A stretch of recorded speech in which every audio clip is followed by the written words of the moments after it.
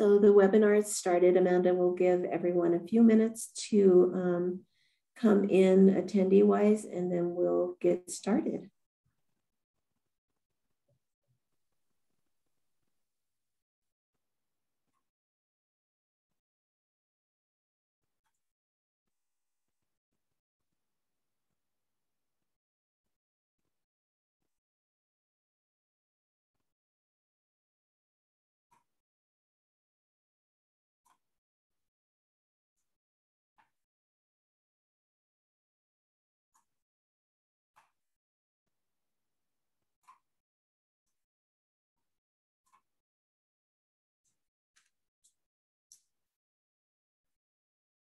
We're going to go ahead and get started. Hello, everyone. Welcome to today's webinar.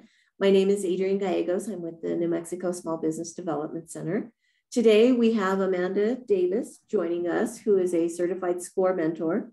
She holds a bachelor's degree of business administration in accounting and is the founder and owner of a business consulting and bookkeeping firm here in New Mexico. Amanda has guided many small businesses, creative professionals, and nonprofit organizations towards financial clarity, and will be presenting today to us basic bookkeeping. So welcome, Amanda, and I will turn it over to you at this point. All right. Well, thank you, everybody, for joining in. We'll go ahead and get started. We do have some housekeeping stuff, so please mute your notifications. Make sure to set your Zoom ratio to fit window. We will be using the Q&A function to take questions. Write down your questions and note the slide number it relates to, if that is helpful. There are some COVID-19 business resources here. I'm not going to go ahead and read them all, but you can take notice. And you will get a copy of this PowerPoint presentation after the webinar. For more offerings and counseling, there's the training website and the counseling website. Again, you'll have access to this website if you don't have time to write that all down right now. The presentation is going to be an introduction into bookkeeping, accounting principles, and basic bookkeeping. Why would you do bookkeeping? The principles and practices, financial statements, top mistakes to avoid, terminology, ratio, and reports. Okay, training objectives. To understand the process and purpose of bookkeeping, understand why bookkeeping is important, understand bookkeeping and accounting terminology, understand basic financial statements, and understand basic financial ratios. So we have a history of accounting and bookkeeping. And so I'm going to go ahead and kind of give you a little bit of knowledge here. Bookkeeping was formally established in the late 15th century with an Italian mathematician and a monk. So where they described in one of their writings, the double entry bookkeeping system. So because it was started so far back, bookkeeping is very old and it hasn't changed a whole heck of a lot in the practices and the principles of it, but in the practice of it, technology has really changed how things kind of get done. And some of that has been really good with automation. So what the double entry bookkeeping system is, if you haven't heard of that, that's where you record things in two places. So one place you record it is in the journal, and the other place you record it is in the ledger. The books then have to be balanced each month. This is known as the trial balance. This is done before statements can be prepared. So we talked about a little bit on the software, making things easier, right? And doing some automation. There is the optical character recognition, OCR, with many of the accounting softwares like QuickBooks Online. You can actually connect your bank into how it feeds into the software, and it will automatically pull stuff in, which will reduce the amount of time you're manually entering stuff, and it also reduces errors so that you're not in there. What's the word? You're not in there having to manage all of that in here. So I see we have a hand raised. Is it Nathan? would you like to speak? Nope. Okay. We'll keep going. Keep going. All right. In some of these programs, you have rules that you can make. So for example, QuickBooks Online is a platform I use for my business and my customers. And so you can actually tell the software, hey, the next time you see something that says this or paid to this person or whatever that is, go ahead and put it to this payee and record it to this category. And QuickBooks will actually record that on your behalf. You don't have to go in there and tell it what to do because you already have. So that's one of the things. And then image capturing so that you can actually take photos. If you have contracts, if you have receipts, all of that good stuff, you can actually keep track of all of your records and backup documents in the software. And there's other softwares that you can use if you like to do digital file keeping, which I highly recommend. So that's one of the things, like Google Docs, if that's what your thing, or you can do it. There's a number of different programs that you can do it with. So accounting versus bookkeeping. Bookkeeping is, there's a lot of components. We'll start out with record keeping and data management. Record retention. So general rule of thumb, you would keep your records for the 3-year rule to keep your records would be correspondence, general correspondence, employment applications, and internal audit reports.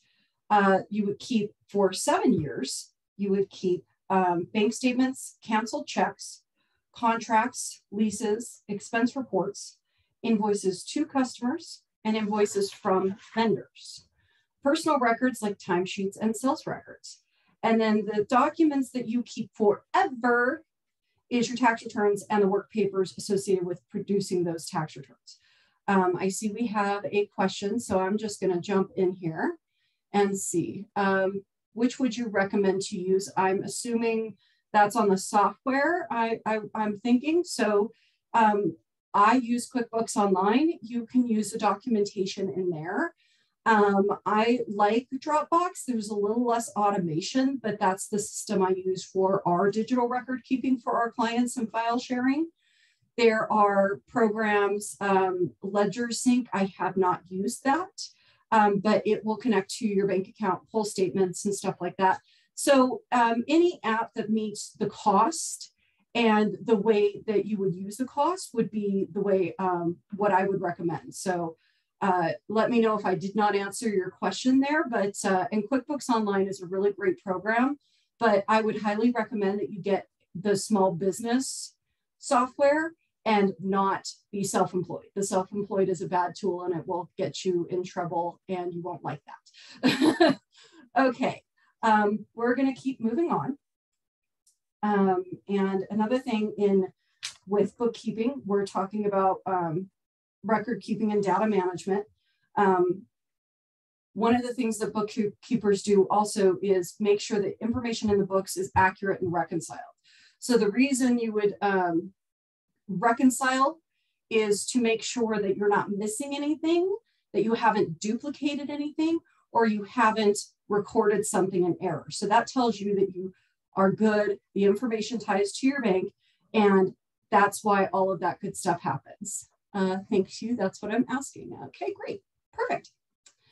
All right, so we're gonna keep moving on.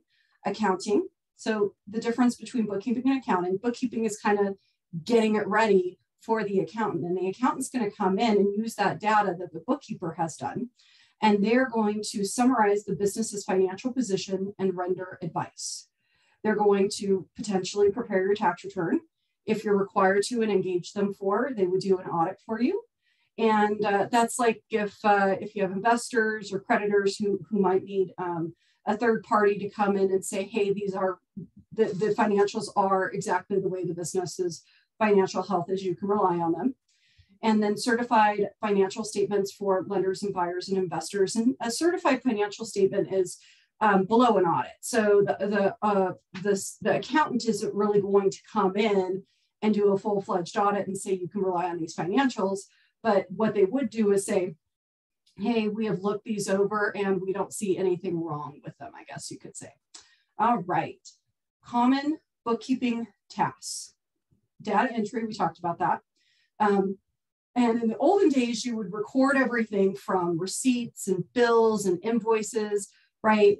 And then you would go back to the bank and reconcile and make sure you didn't miss anything and everything's recorded. And that's how the reconciliation goes. With the software, it's a little different because it pulls directly in from the bank, but it is good practice to have those receipts and those bills and those invoices and any other document you need on record, like we talked about the image capturing, or however you want to keep those records. Because if you are ever audited by the IRS or any government agency or whatever, whoever might be looking at your books, it's good to have those backup records for that. Office management, customer billing, paying vendors, processing payroll, end of period closing, meaning it's the end of the month. What do? So now we have to reconcile to all the financial accounts. We need to prepare any adjusting journal entries that might need to be made. If I'm saying any terms that you are not familiar with, we have a whole terminology page, and I can't reiterate enough that you are going to receive a copy of this because there is a lot of information and we're going to go through it kind of quick. And by kind of quick, I mean really quick, especially if it's the first time. Okay. Adjusting journal entries, they will review financial statements for accuracy, and they will lock the books because once you have got to that point, you don't want anybody deleting something that's been reconciled or whatnot. So locking the books preserves the records in place. And then internal management reports. These are things like a balance sheet, income statements, cash flow statements, and accounts receivable or accounts payable aging reports, meaning if your customers owe you money, you give them an invoice and they pay you later, how old are those payments due? They were due on a month ago, 2 months ago, 3 months ago, older, or vice versa in terms of what you have to pay. So that's very exciting. Okay. Common top mistakes. I have to make this a little fun. Bookkeeping's a bit of a dry topic. So here we go. The SBA has a statistic that half of new businesses fail within 5 years due to poor financial management.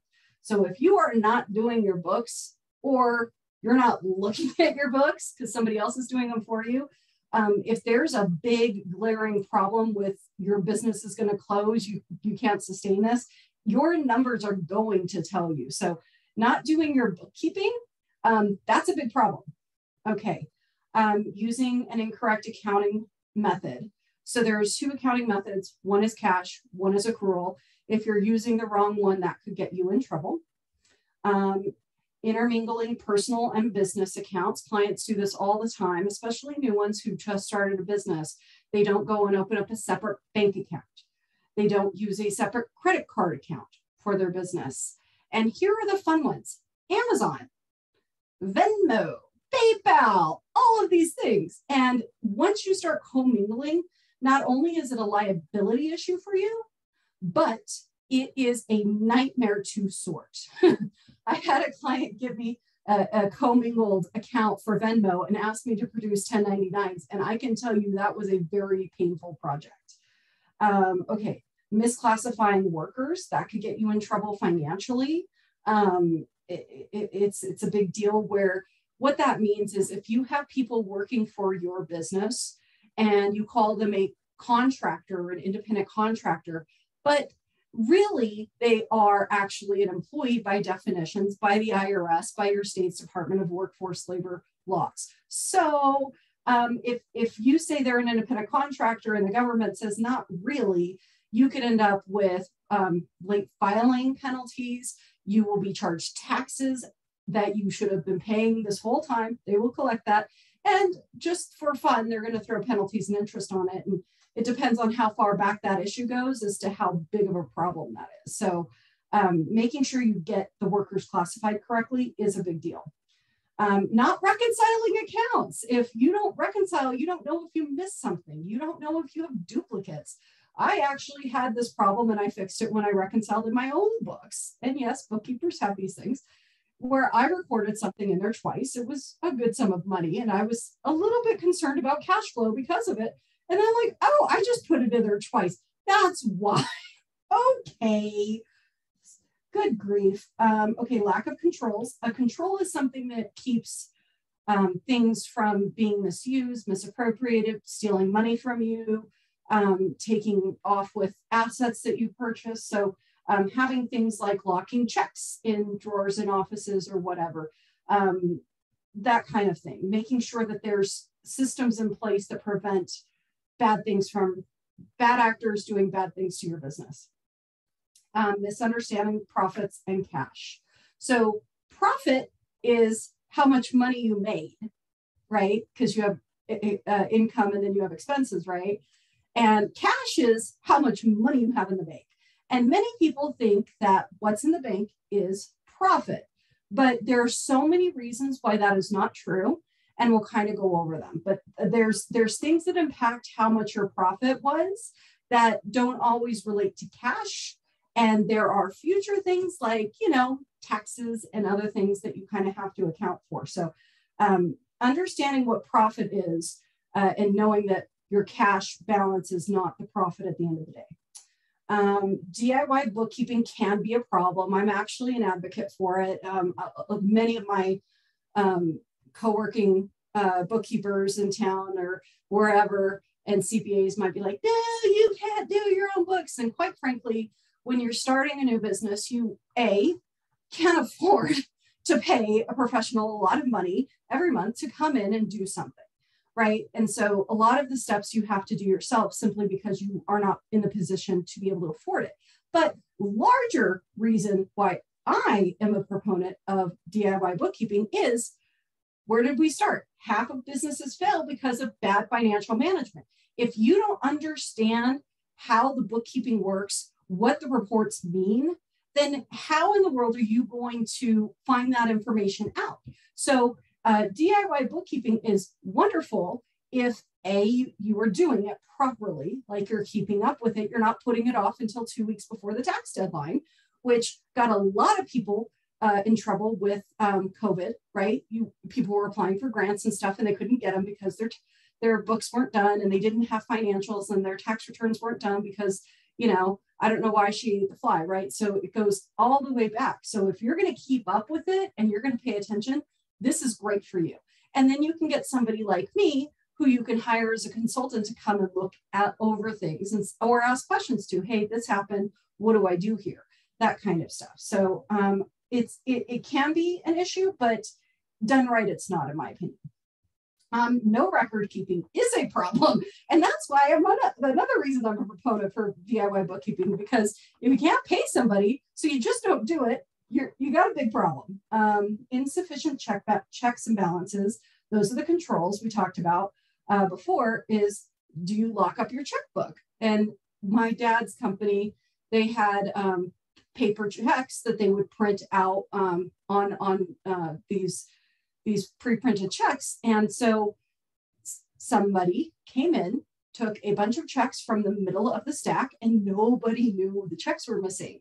And so because the checks were in sequential order and all this other stuff, but they actually had that breach, and it took them a long time to find it because, you know, they were smart enough to kind of grab it where they wouldn't be identified right away. So insufficient checks and balances, those controls, making sure bad actors can't do bad things, that's a big deal. And lack of an audit trail. We talked about the image capturing and having the receipts. A lot of people look at it and they're like, well, it says Starbucks because I used the debit card. And why do I need to keep my receipt, right? Well, it's a good idea because if something happens or somebody's questioning something, it is really great to be able to produce that backup record that says, and here is my proof, or here's the documentation. It could be a receipt from a meal that you took a client out, and maybe you have an IRS audit, and the IRS is like, well, that's a personal meal. You can't deduct that portion of it. And you can say, well, here's the receipt, and here's who I met with, and here's what we discussed, and boom, now problem solved. But if you don't have that receipt and that documentation, that's a different issue. Okay, this part's going to go fast. So again, like a broken record, you are going to get a copy of this presentation so you can go back.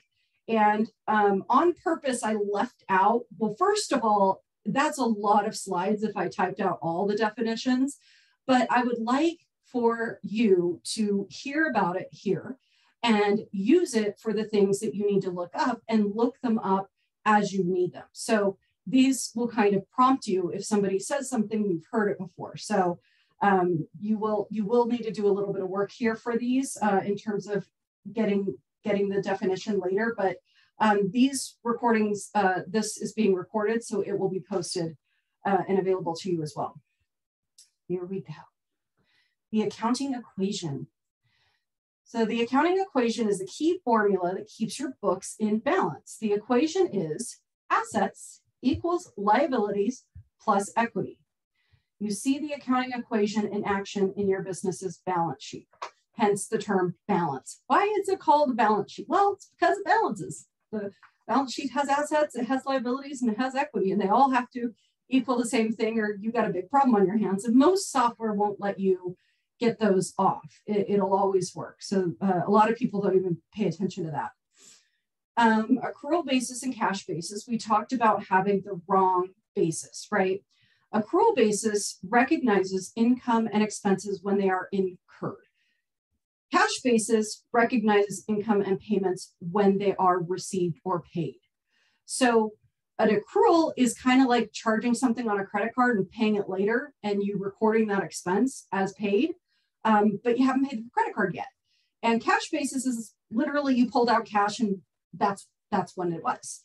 Or a cash basis could be not recognizing it until you pay the credit card. That's one example that you guys probably could put your head around. That's not really how recognizing credit card expenses and payments work in accrual and cash, but it's a good visual, a good thing that you can grab. Like one is it happened, but it's not paid and you record it. And one is you can't do anything until it's paid or whatever. Okay, moving on.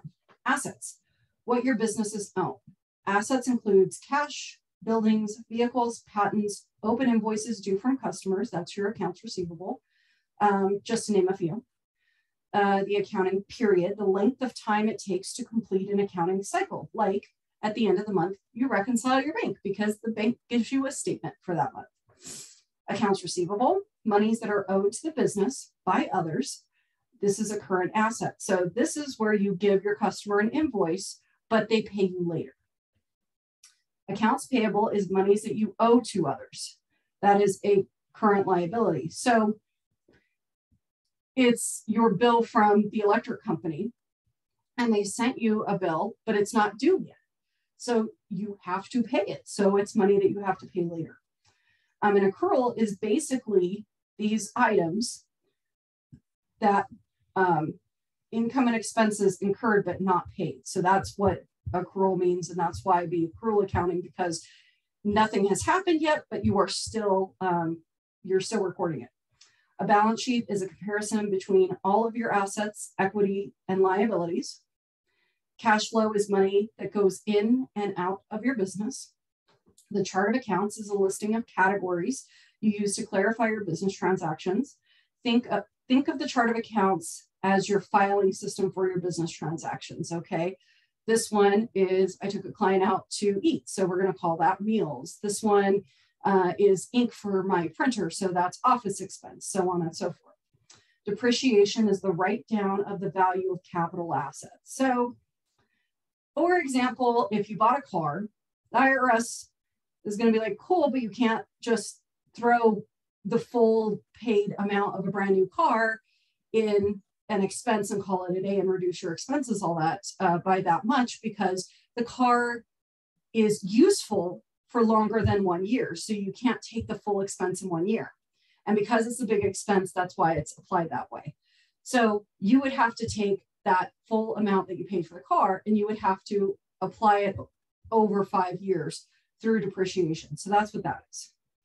Equity, also capital. There's a lot of terminologies for that category, but it's your ownership in the business.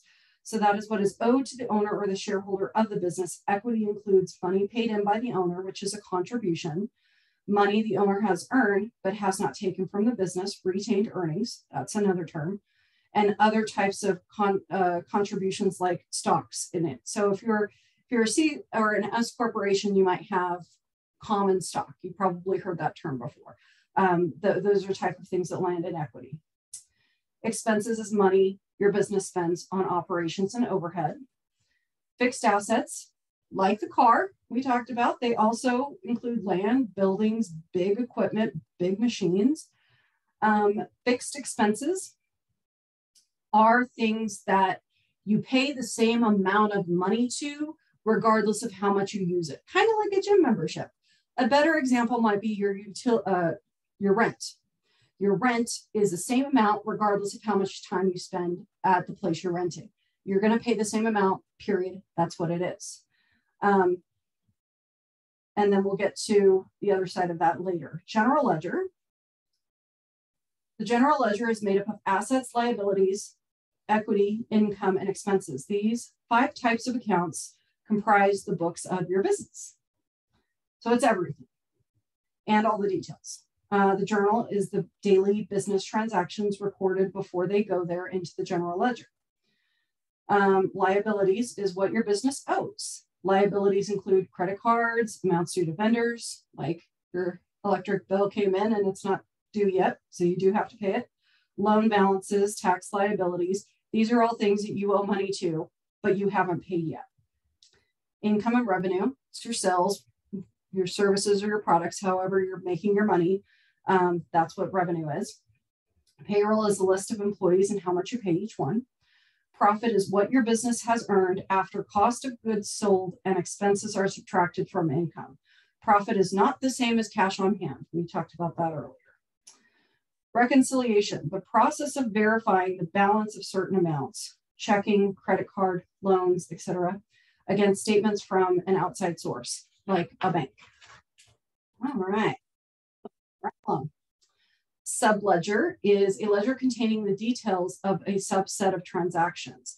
An accounts receivable aging report is a subledger. So the accounts, the balance sheet is like the ledger, and the accounts receivable aging is your subledger. So it says, it sorts it, okay, well, this customer owes all these invoices and blah, blah, blah, blah, blah. So it gives you, it drills down into more detail. Trial balance is a statement that tells you if your debits and credits are accurate before you create financial statements. Variable expenses. So we talked about fixed expenses like rent. Variable expenses vary with how much you use them, right? Like utilities. So with rent, you're paying the same amount of money no matter how often, how long, how frequent you're using the facility you're renting. But a utility costs more or less depending upon how much you use. So that's variable, fluctuates. All right. That was very exciting, folks. Okay, financial reports. So I have a lot of graphics that are kind of like this, and you're going to see numbers on a screen. Don't you worry, we're going to get there. But if you've never seen this before, this kind of guides you in and gives you an understanding of what that kind of looks like. So your balance sheet, that is comprised of your assets, which equals your total liabilities plus equity. Your profit and loss is your revenue minus your cost of goods sold and the expenses. Your aging reports, your accounts receivable and accounts payable, which is things that are outstanding and how long they've been outstanding. And cash flow is cash receipts, cash disbursements, and cash on hand at the end of the month. All right. Furthermore, we're going to start jumping right into the balance sheet here. We're giving you an overview. And this, this graphic really shows you a good understanding of the accounting equation, meaning all the assets your company owns must equal however many liabilities, however much you have to pay people, and however much you retain as ownership in the business, okay? Assets include bank accounts. So a bank account would be how much cash is in your bank account. That is a separate thing from your profit. Your profit lives on your profit and loss. Your cash lives on your balance sheet. So that's a good indicator that they're not the same thing. Bank accounts, accounts receivable, fixed assets, other current assets. A current asset versus a long-term asset. And this is, you use the same logic here for liabilities. So what makes an asset current is that you can get to it immediately, right? It doesn't take you longer than a year or 12-month cycle to gain access to it. So for example, if we want to talk about like a CD at a bank, some CDs are short and some CDs are long. So if you have one CD that matures in 6 years and you have a different CD that matures in 18 months or 6 years, 6 months versus 18 months, the first one, the 6-month CD would be a current asset, and the 18-month CD would be a long-term asset because it takes longer than 12 months to access that asset. Liabilities is accounts payable. You owe somebody something, and that could be just like your credit card bill, and credit cards is on here. It could be like your utility bill where they send you an invoice and you don't pay it off right away. You have a little bit of time. If you get a line of credit from a bank, that is having to be paid back. Different types of loans. So if somebody loans you money, like a bank, or let's say you've got some of these COVID funding, like the EIDL loan, those are all things that are liabilities because it's money you owe somebody. And then again, we also have the current versus long-term. So that kind of breaks it out as to what that looks like. And the reason all of this matters is because when people are looking at your business, or you're looking at your business in terms of goals, in terms of how financially stable are you, or how good are you financially, things that come up long-term and things that come up short-term, and how much all of these work out to be becomes important. So we'll talk about that more on the ratios, and that will be the last thing we talk about in this meeting. Shareholders' equity. So we're talking about, and there's a lot of things that make up shareholders' equity. You can say retained earnings, common stock, additional paid-in capital, members' equity. There's all kinds of names. It's all the same thing. It's how much money is retained at the end of the owner retains at the end of the year. All right, numbers on paper. You got it. I know you've been screaming about this. You were just waiting for this to happen. So we have the good old balance sheet. And I've broken this down into the 3 items. So right here, we're only looking at the assets, but a balance sheet is longer because you have liabilities and equity. So in here, this kind of gives you an idea of what that looks like. So you can see your current assets, you can see cash and accounts receivable, so on and so forth. You can see your property, plant, and equipment, and fixed asset or depreciation. And depreciation here is accumulated. So if you're breaking out a car over 5 years, then 1 year you have 1/5 of that amount in accumulated. The next year you have 2/5 of that amount in accumulated. But on the profit and loss, it only shows for that year. So that's kind of one of the things. We will keep going. Liabilities. Liabilities here, your accounts payable, accrued expenses, and other types of things, different loans. Unearned revenue is an accrual thing, meaning that a customer has signed a contract with you, but they paid you a deposit, but you haven't done the work. So the work hasn't been done, so it hasn't quite been earned yet, but you got a payment, so you have to put it somewhere, right? And so unearned revenue lives here, and then you can kind of, once it's earned, you move it off into the profit and loss. So you can't pick it up on accrual basis until boom, you got the you actually have done what you needed to do to earn the revenue. Long-term debt and other long-term liabilities. And then we're moving on into the equity section. This is what remains for the owner. This one could look a lot of different ways because it depends on the legal structure of your business and the tax return you file for your business, right? So if it's a partnership, it's going to look a little different because you're going to have different partners, and every partner has their own little buckets that have to be checked in. And so this one is more of a corporation because, you know, Monty Corporation. And so you can see that there's paid in capital. There's different types of that, which is preferred versus common stock. There's retained earnings. There's treasury stock. And then it all adds up to what the total equity amounts to. And if I haven't driven the accounting equation into the ground, here is a visual, another one. Assets, what you own. Liabilities, what you owe. Equity, what you get. All right. So we're going to get into the aging reports. And the aging reports gives you an idea of those are the different details. So the accounts receivable balance will tell you how much money all your customers owe you. The aging report is going to show you by customer and how old. Or for payable on the slide, it's reverse. It's who you owe and how long have you owed them. So in here, I just like this little graphic that says if an invoice is due in 30 days, we pay it in 60. If it's due in 60, we pay it in 90. And if it's due in 90 days, they probably don't need the money anyway. Fun little joke, not advice here. Accounts receivable is money owed to you, how old the balances are, and the AR aging total should be the same that is reflected on the balance sheet. Now, this will get you in trouble because sometimes people like accountants make journal entries, which is a non-cash record. So you're recording something, but nothing moved in terms of cash. You didn't write a check for depreciation. You bought the car, you took out a loan, and you have to record that depreciation piece over time, but you're not literally paying, you're not writing a check for it. So what you're doing is you're taking amounts and you're kind of putting them in buckets, but no cash moved around.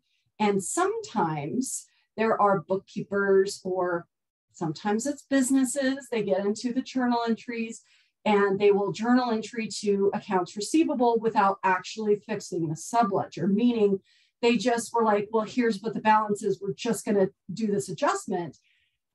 But what they really needed to do was go into the customer and adjust it like a write-off. So if you're going to write off money because it's uncollectible, then you're going to say, okay, we're going to write off this amount, and you should use the features within your software's functionality at the customer level, at that sales level. Same thing with payables. If that balance is adjusted for the balance sheet, nothing changes on the subledger, and you have one report saying these guys owe you all this money, and then you have another report saying a different story. That's a big deal. Okay. Accounts payable is money you owe, how old they are, and again, they should tie. It's a big problem for you, big headache otherwise. And I've had to unravel those, so please don't do that to somebody like me. It's not fun. Okay, profit and loss. We're going to come on in here to the overview. And, you know, it's a pretty straightforward report. So this graphic kind of looks like the other one, but it doesn't have all the different moving pieces that one has to equal the others. It's one minus the others equals your profit, or if it's negative, a loss. Revenue, so what you sold, commissions, different types of revenue, cost of goods sold. The best example of this is you are selling shirts to people. You're a retail store and you're selling tops.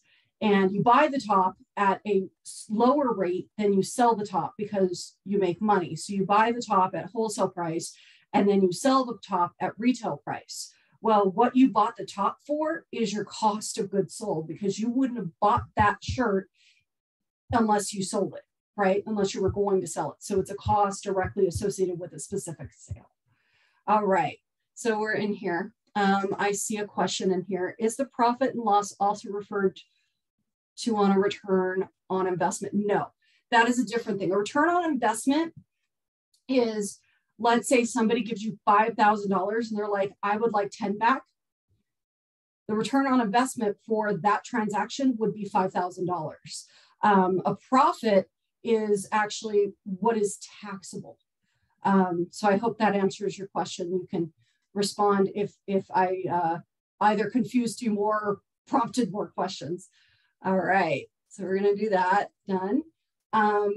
Other things in cost of goods sold are if you paid shipping to get that top to you when you originally purchased it as part of your inventory, then that shipping would be included in cost of goods sold. When you ship to your customers, that is not a direct cost. So it's a little wonky there. There's other direct costs, like if you make things, there's labor, there could be other materials that go in to build out whatever the finished product is going to look like. Then there's operating expenses.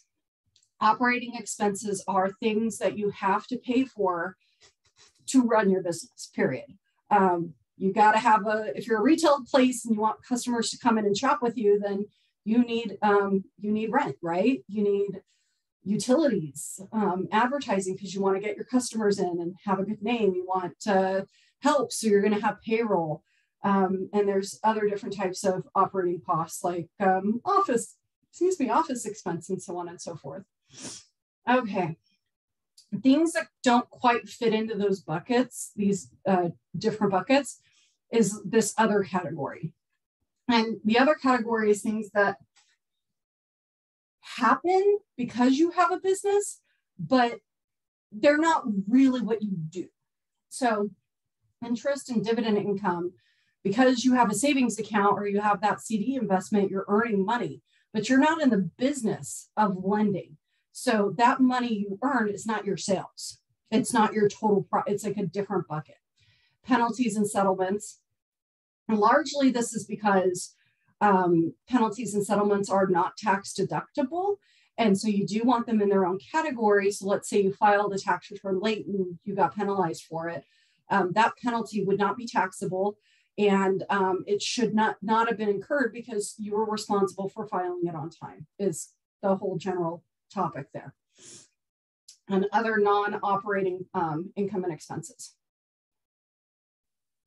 Okay, so then the profit or the loss is how that adds up and subtracts out. So the total revenue, your total sales, less whatever the cost of goods sold were, less the operating expenses, plus the other income items, less the other expenses. At the end of the day, if that number is positive, you have a profit and you will be paying taxes. You are welcome. Thank you for doing your good job of making money. The next thing is, if it's negative, then you lost money and you get to take that loss and deduct it against future profits, right? As on the tax return side. So I'm going to go ahead and answer this question. Do you consider a vehicle an operating expense, or is that a different category? It is a different category. Well, it kind of depends. A vehicle, if it's like a large purchase, it's a new vehicle, right? The government doesn't let you write it off all in 1 year, right? So the fact that we're talking about expenses, you can't put that in as an operating expense. Now, you can need the car for the business. I purchased my vehicle under my business's name, right? And so it is a business expense, and it's something that needs to happen for the business, but it's an asset, right? It's not an expense. It is something that is, it's like that CD. If you can sell that car and make money, right? That's the idea. So you would hold it on as an asset, and you can deduct it. And there's different types of the way depreciation works and however frequently or whatever. So it would not be an operating expense, but it would be a reasonable purchase for a business.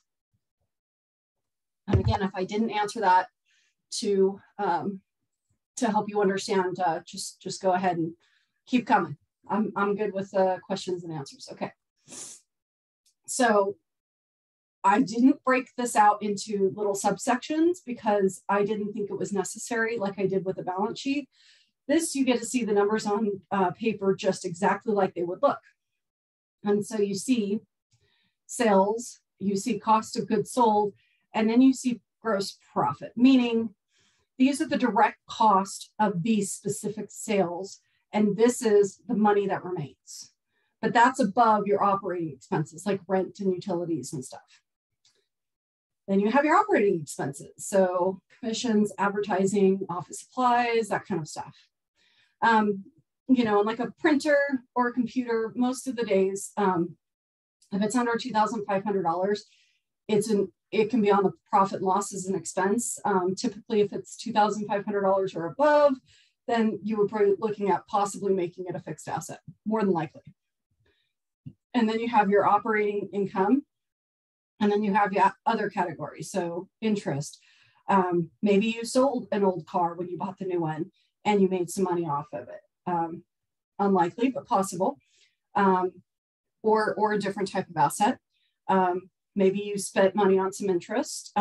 Maybe somebody sued you. That is a poor example. Let's hope that doesn't happen. But a lawsuit should not be, unless you're an attorney, should not be a part of your business operations. Okay, at least not intended at the very least. And then we're going to get into the cash flow. And this one, we can spend a whole lot of time on statement of cash flows. This is a very complicated issue. Even the most astute business and accounting people, they really, this is a complex thing. Your cash flows, you're going to think to yourself, okay, I'm projecting out how much money do I need? How much do I need to take back for taxes? How much can I pay myself? And that's where the cash is flowing. This statement actually doesn't take that into factor. What this statement does is it says money moved, it went out of your account, it came into your account, and it puts it in buckets and it reconciles back to the cash balance. So there are 3 buckets on the statement of cash flow, and one is operating expenses. A little bit different from what we just heard on the profit and loss. There's some key differences there. Investing activities and financing activities. So an investing activity is, I'm going to put money in this other business and they're going to give me more money back. That's the return on investment, right? I'm going to invest in something and the money I get back is what that return is. That's the return. That's what that's called. And then financing is you taking out a loan. You owe somebody something. So operating is things like sales. Money came in because you sold things. Interest income. And last time it had to be in the other bucket, right? Well, we don't have another bucket and it's money that comes in. So it lives in the operating category. Cost of goods sold and different ordinary operating expenses from your profit and loss. Investing cash from investing activities. So maybe you bought a car, but you paid cash. Or it doesn't matter how you paid. You bought a car or you sold a car, right? And so that's where the money would come in and out of. And then accounts payable and accounts receivable, right? So you have people owe you money and let's say you collect those payments. So that's money coming in. Let's say you owe somebody and you paid them. That's money going out and that's all from investing. Financing is things like your dividends, your stock repurchases, payments of debts and loans. Let's say you took out a line of credit, that would be financing. Maybe you took out a loan on a car, that kind of stuff. So this is what the statement of cash flows looks like. And so it basically comes in, and there's 2 ways to do it. There's a direct method and indirect method, and I'm really not going to go into that because I'm not sure how much you're really going to be using this report. You're probably going to be doing more of the cash flow projections, right? That kind of thing. All right. Then we're going to move on. This is the last portion. I'm going to go through it kind of quickly because I'd like to leave room for any questions, thoughts, or closing and anything. So here we go. These are just some financial ratios. And this is how people look at all of this work that we did to get these reports together. Now they're going to take pieces of those reports, do these math equations, and that's going to tell them how financially viable your business is. Like, do they want to invest in your business if you're asking them to? Do they want to lend to your business? Banks, creditors, people investing in your business, these are things. And for you as a business owner, if you have specific goals and metrics, this is one way you can go ahead and identify them. So the break-even point is the fixed cost divided by the profit margin. This is the point where the income for the sale of goods or services is exactly what it costs you. So you made no money. What you sold is exactly how much you paid to sell it. So you just worked for nothing. Fortunately, you didn't lose money at the break-even point. The current ratio is current assets divided by the current liabilities. This measures liquidity of the business, its ability to meet its obligations, those due during the course of the year. Debt to equity evaluates a company's financial leverage, ability of the shareholder to cover all outstanding debts in the event of a business downturn. Total liabilities divided by total shareholders' equity. The return on earnings. So we talked about that. So that's the net income divided by the shareholders' equity. So in terms of your return on equity, this shows you, the other one was return on investment. This is return on equity. How much of the income makes up the shareholders' equity. So there's that. The gross margin is revenues minus cost of goods sold, all divided by revenue. This is, that kind of gives you an idea of how good your direct sales are. So some businesses have smaller profit margins, and profit margins, revenue, they all kind of interchange. Some have slim margins and some have bigger margins. And one thing that you probably haven't heard of before is sometimes if you sell more of something, you are making less money doing it. So that's a good reason why you would pay attention to this, is because is it costing you more to sell more, or is it costing you less? Are you buying units in bulk and getting less of a cost? Like, what does that look like? And that kind of all depends on the business. And the quick ratio is the current assets minus inventory divided by current liabilities. This is an indicator of a company's short-term liquidity position and measures a company's ability to meet its short-term obligations with its most liquid assets. All right, and then there's the working capital, which represents a company's ability to pay its current liabilities with its current assets. And that's just your current assets minus your current liabilities, and current means within a year period or 12-month period.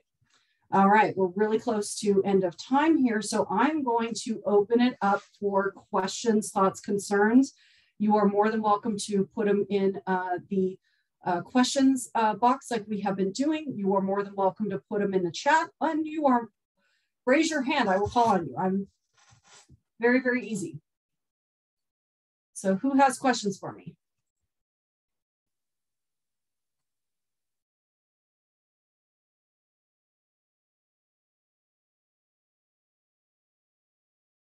Doesn't look like hardly anybody has questions for me. All right, well, I hope you like the cat picture. So we'll go ahead and end this here. What's next? If there's any final comments and next steps, you will receive an email of this PowerPoint, so you can use it for your resources. And you can reach out to the SBDC. This video is being recorded. This training will happen a couple more times. And I see a question that came in. This is great. Thank you for sharing. You are more than welcome. I'm happy to do it. And the SBDC has other resources. You have mentoring options. They have more additional training. They have resources abundantly good for you. So go ahead and go to their website and utilize it, because there is free and low cost resources. The New Mexico Small Business Development Center, this is the website for you to go. So then we have one more slide, which is death is not the end, because after you die, you still pay taxes. It's very exciting. It's an accounting sense of humor. I hope you all enjoyed it. I appreciate you attending, and please use the resources, and I wish you all the success in the world. Hi, Amanda. I'm Carolyn from the Roswell SBDC office. I was kind of hanging in here for Adrian, who had to jump on another meeting. Thank you so much. What a great class. Thank you.